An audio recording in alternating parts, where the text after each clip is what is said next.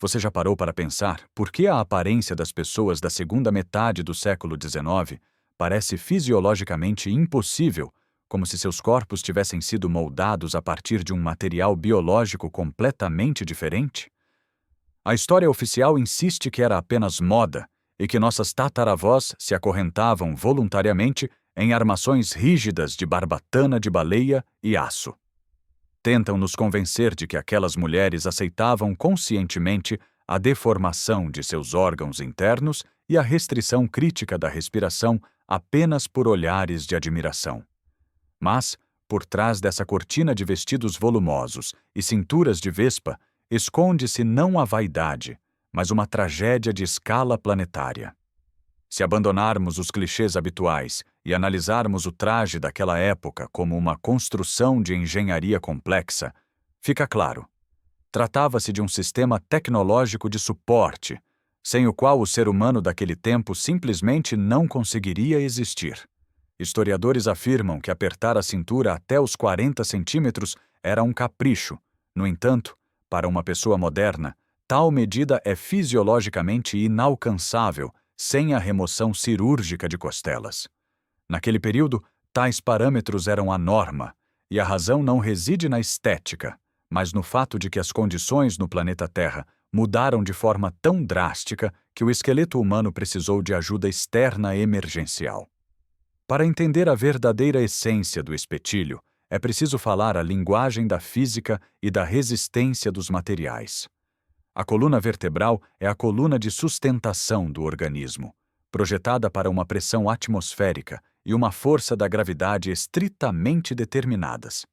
Quando esses indicadores mudam subitamente, por exemplo, com um aumento da gravidade em apenas 10 ou 15%, um objeto biológico não projetado para tais cargas começa a entrar em colapso. Sem o suporte adequado, as vértebras se comprimem, os discos intervertebrais falham e os órgãos internos, sob o efeito do aumento de peso, literalmente descem. O indivíduo corre o risco de se tornar incapaz em questão de dias, perdendo a habilidade de caminhar e de respirar plenamente, pois as costas se quebram sob o próprio peso. É exatamente nesse momento que surge o espetilho, não como um acessório de seda para sedução, mas como um exoesqueleto rígido e armado. Documentos técnicos da época descrevem não peças de costura, mas verdadeiros aparelhos ortopédicos com molas de aço e um sistema complexo de amarração que funcionava como um guincho. Tal força era necessária para criar uma pressão de várias atmosferas na cavidade abdominal, a fim de manter o corpo na posição vertical e evitar a interrupção fatal das funções vitais. Costuma-se acreditar que as mulheres daquela era desmaiavam frequentemente devido ao espetilho muito apertado que as impedia de respirar. No entanto, há um erro de lógica aqui. Elas não usavam essa armação para se sufocar, mas para ter a chance de, ao menos, conseguir inspirar nessa nova e modificada atmosfera. Com uma mudança brusca de pressão, a troca gasosa nos pulmões é prejudicada e, sem uma pressão externa no diafragma, uma respiração completa se tornava impossível. O acessório criava uma compressão artificial, simulando as condições ambientais em que aquela espécie biológica se formou originalmente. Foi uma tentativa de adaptação dos sobreviventes a uma catástrofe global. Se tentarmos relacionar o volume dos órgãos internos de uma pessoa atual com os parâmetros de uma dama vitoriana, os números não batem. 1 litro extra de matéria orgânica simplesmente não teria para onde ir. As versões oficiais sobre o deslocamento de órgãos não resistem a uma análise crítica, pois tais deformações internas inevitavelmente levariam ao fim precoce da vida. Apesar disso, aquelas pessoas levavam uma vida ativa, o que leva a uma única conclusão. A anatomia interna delas era fundamentalmente diferente da nossa. Ou possuíam uma disposição de órgãos distinta, ou eram representantes de outra linhagem, mais frágil, criada para um mundo com uma gravidade muito menor. Um mundo que deixou de existir literalmente no meio do século XIX. Você quer descobrir por que os homens daquela época também eram obrigados a usar armações ocultas e como a mudança no peso do próprio planeta forçou as pessoas a se enclausurarem em armaduras apenas para não rastejarem pelo chão. A mudança na aparência biológica da população do século XIX não pode ser analisada de forma isolada dos processos físicos que afetaram todo o planeta. A gravidade é uma força implacável que determina as capacidades de qualquer organismo vivo. Se admitirmos que a massa da Terra aumentou subitamente, ou que uma quantidade colossal de matéria extraterrestre caiu sobre a superfície, isso inevitavelmente levaria a uma alteração no peso da coluna atmosférica.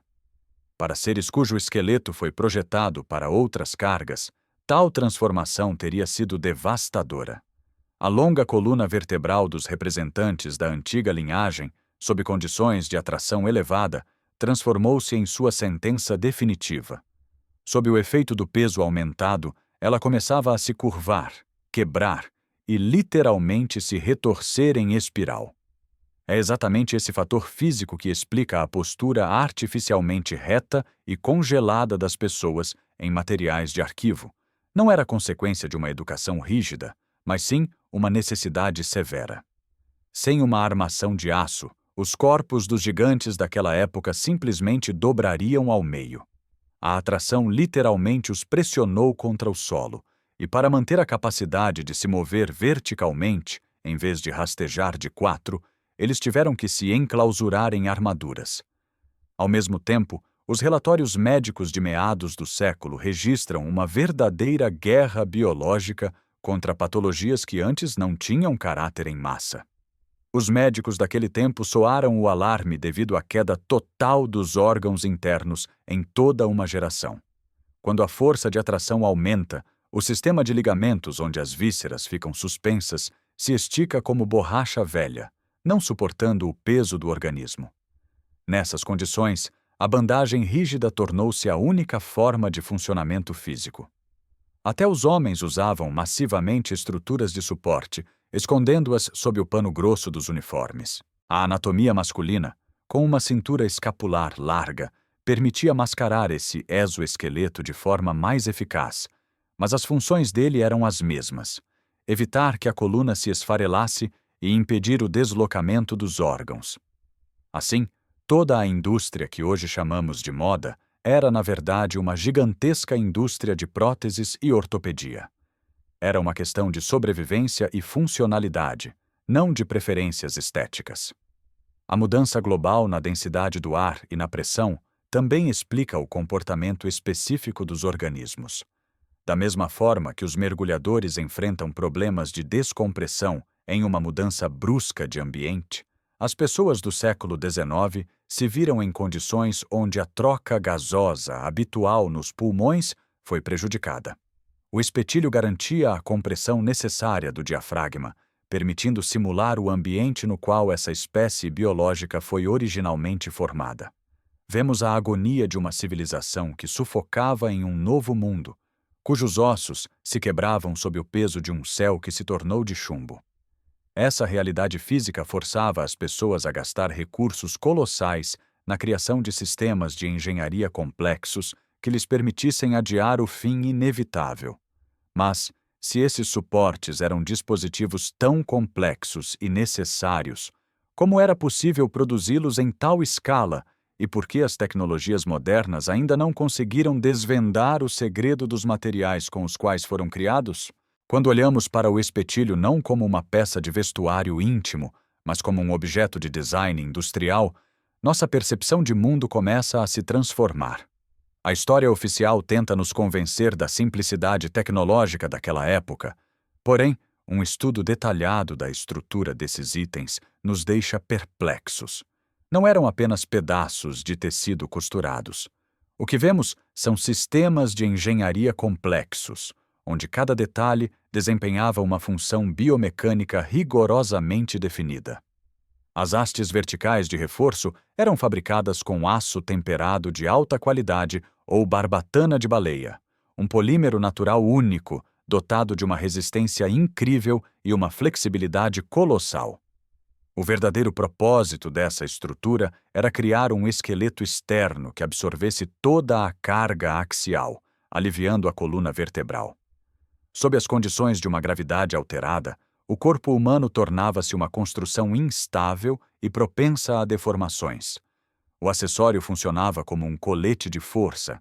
Ele redistribuía o peso da parte superior do tronco para os ossos da bacia, contornando a região lombar. O sistema de amarração traseiro funcionava como uma roldana, capaz de multiplicar o esforço aplicado diversas vezes. Isso permitia apertar a estrutura com tal intensidade que os tecidos moles e músculos se transformavam em uma massa densa e quase monolítica. Assim, criava-se uma pressão hidráulica interna que mantinha os órgãos em sua posição natural, impedindo que se deslocassem sob o peso de um sangue que se tornara pesado. Os registros de patentes daquela era merecem atenção especial. Neles, descrevem-se modelos com canais de ventilação integrados, sistemas de amortecimento e até dobradiças especiais que permitiam ao corpo se mover, mantendo uma fixação rígida. Por que tamanha complexidade era necessária?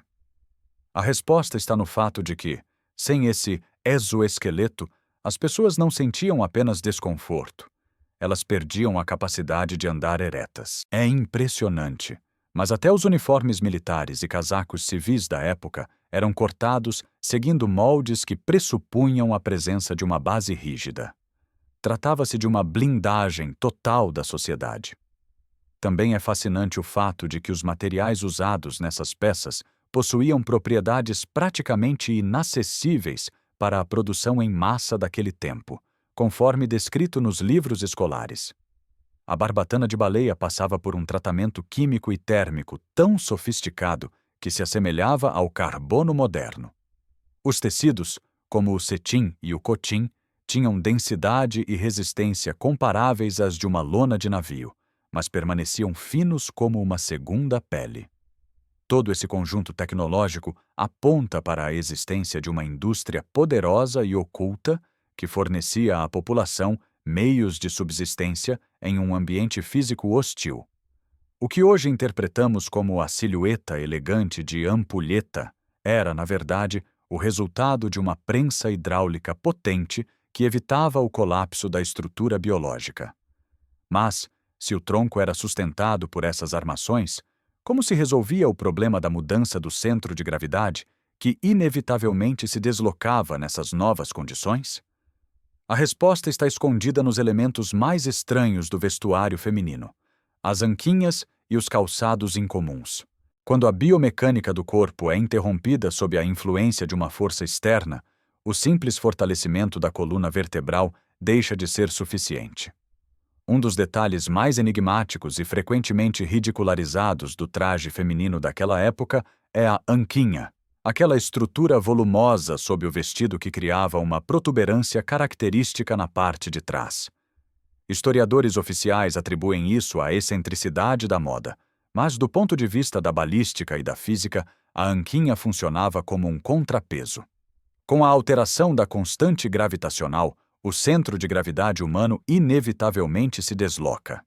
Para manter a posição vertical e não cair para frente ao caminhar, o organismo exigia um peso compensatório.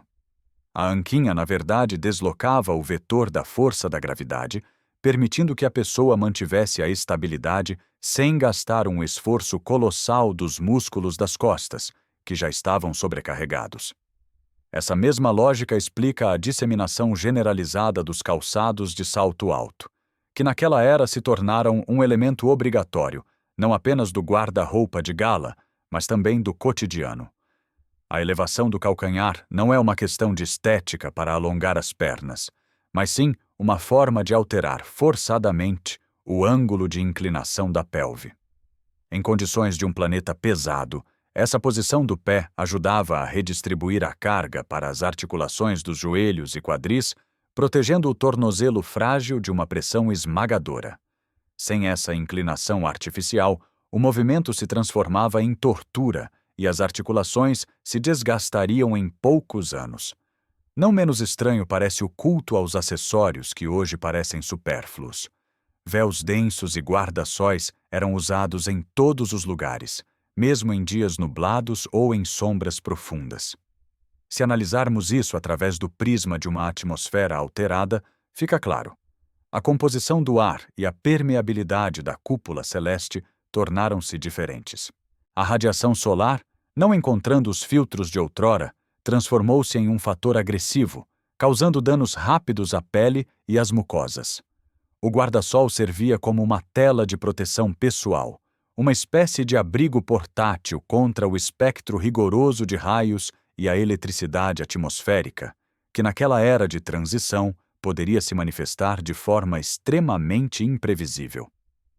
Todos esses elementos, das hastes de aço do espetilho às pesadas camadas das saias, funcionavam como um circuito de proteção unificado. Tecidos pesados e de múltiplas camadas de fibras naturais, que hoje consideramos desconfortáveis, na verdade possuíam propriedades de blindagem. Eles criavam um microclima estável ao redor do corpo e protegiam contra mudanças bruscas de pressão. Era um verdadeiro traje espacial, disfarçado de traje requintado. Mas o mais surpreendente reside em para quem exatamente esses sistemas complexos eram destinados. A análise das proporções e da estrutura dos esqueletos daquela época leva a um pensamento chocante. Aqueles que usavam esses trajes de sobrevivência eram representantes de uma linhagem de gigantes que estava partindo, cujos corpos tentavam desesperadamente se adaptar a um mundo que, de repente, tornou-se estreito e pesado demais para eles.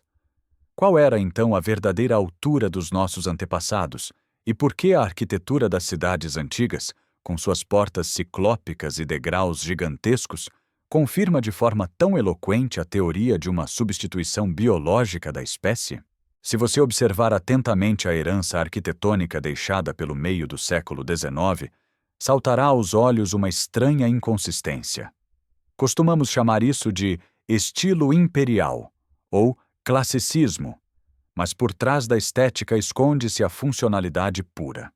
Portas massivas com 3 ou 4 metros de altura, aberturas de janelas que se elevam até o céu e degraus que, para uma pessoa moderna de estatura média, são extremamente desconfortáveis de subir. Esses edifícios não foram projetados para nós.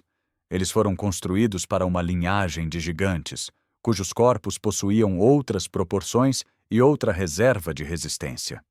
No entanto, é exatamente nesse período que ocorre uma misteriosa ruptura biológica. Nas imagens antigas, vemos a coexistência de 2 tipos de seres humanos. O primeiro é a natureza que se despede. Seres altos, de ossos finos, com membros incrivelmente longos e aquelas mesmas cinturas de vespa. Sua biologia foi projetada para condições de baixa gravidade, onde uma altura de mais de 2 metros não representava uma carga excessiva para o coração e a coluna vertebral. O segundo tipo são as pessoas do novo modelo, mais baixas, de ossatura larga, com torsos robustos. Era uma versão otimizada, criada ou selecionada para a sobrevivência sob condições de peso aumentado. O período de transição foi doloroso. Os representantes da antiga linhagem literalmente desabavam sob o próprio peso, e foi precisamente para eles que o espetilho se tornou a única chance de manter a aparência humana. Na literatura médica daquela época, surge subitamente o termo útero errante, e descrevem-se massivamente casos de queda de órgãos. A ciência oficial atribui isso à histeria feminina ou à fragilidade biológica, mas a verdadeira causa era física. Os tecidos moles simplesmente não seguravam as vísceras nas condições de peso aumentado. Foi um reinício biológico em tempo real.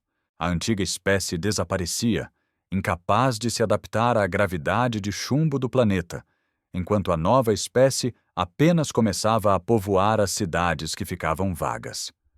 É impressionante como a memória dessa diferença foi apagada rapidamente. Olhamos para as roupas daquele tempo e vemos nelas uma moda desconfortável, sem entender que temos diante de nós uma tentativa de preservar a dignidade e a posição vertical do corpo no momento em que a própria natureza ordenava que se ajoelhassem. Aquelas pessoas foram as últimas dos titãs, cujo esqueleto resistiu à gravidade até o último suspiro. mas mesmo as armações de aço mais perfeitas não puderam interromper o processo de substituição. A nova humanidade, mais baixa e adaptada ao chão, foi gradualmente desalojando os antigos habitantes, e suas casas gigantescas sofreram reformas.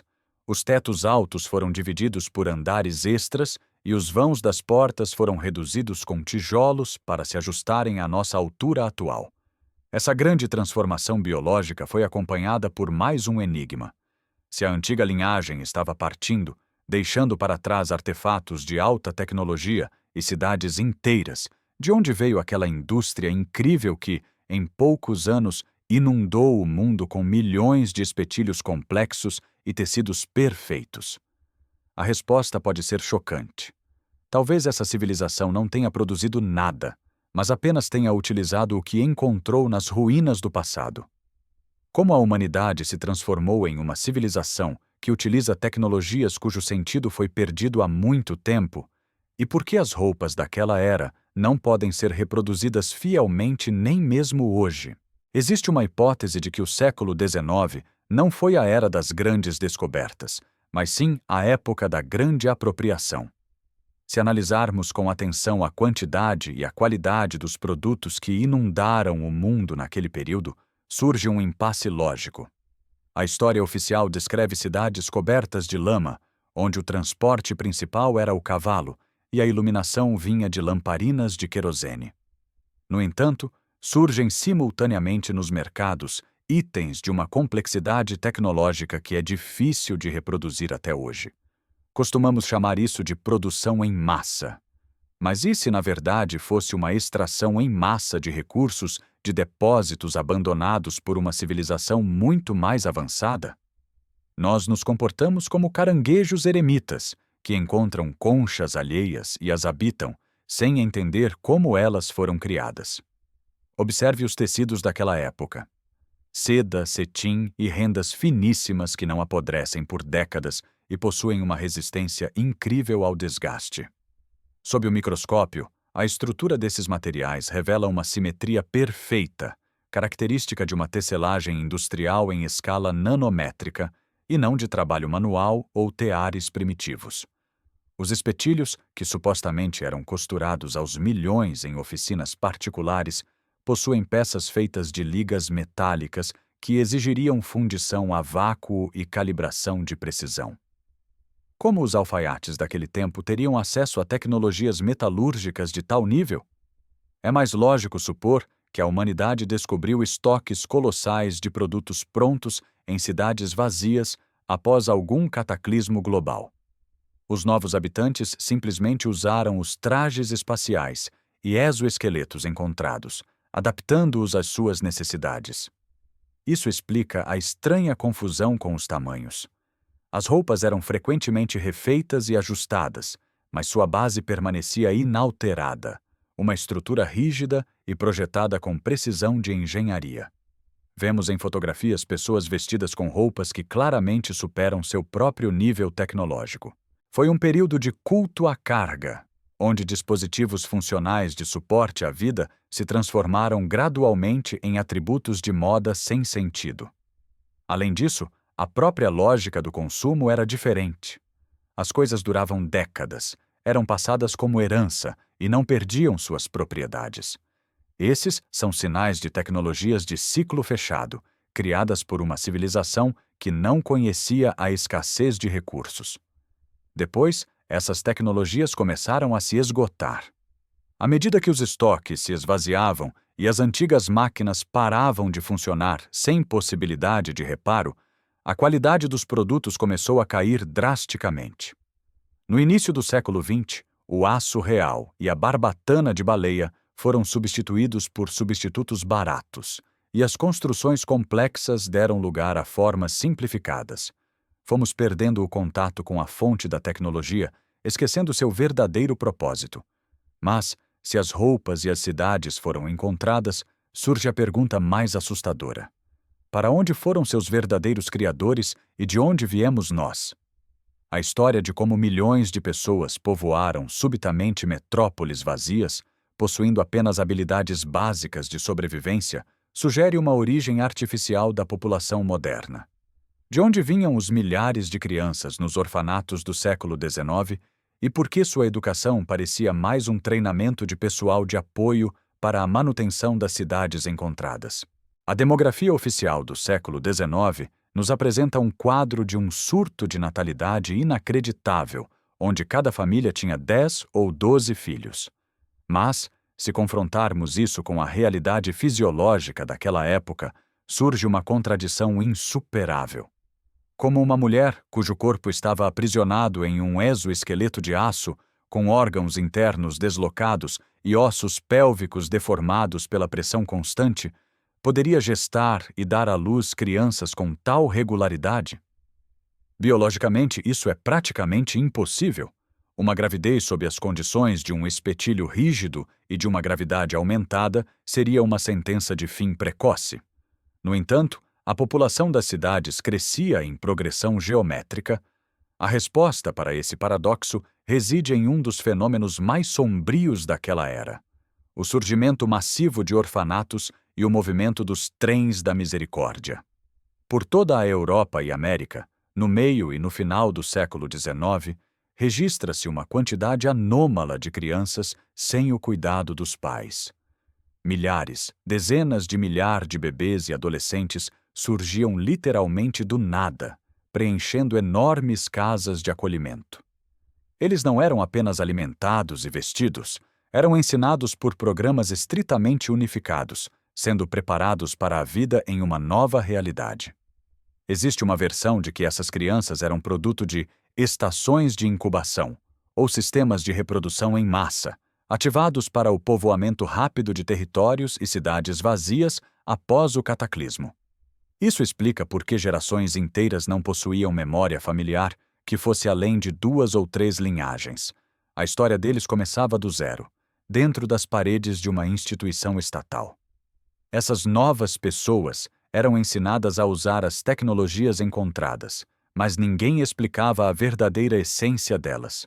Recebiam os espetilhos como um acessório de moda, calçavam saltos altos como um símbolo de status e eram instaladas em casas com tetos de 4 metros de altura, convencidas de que sempre se construiu assim. As novas pessoas eram biologicamente mais adaptadas a uma terra pesada. Eram mais baixas, tinham uma estrutura óssea mais densa e membros menos longos.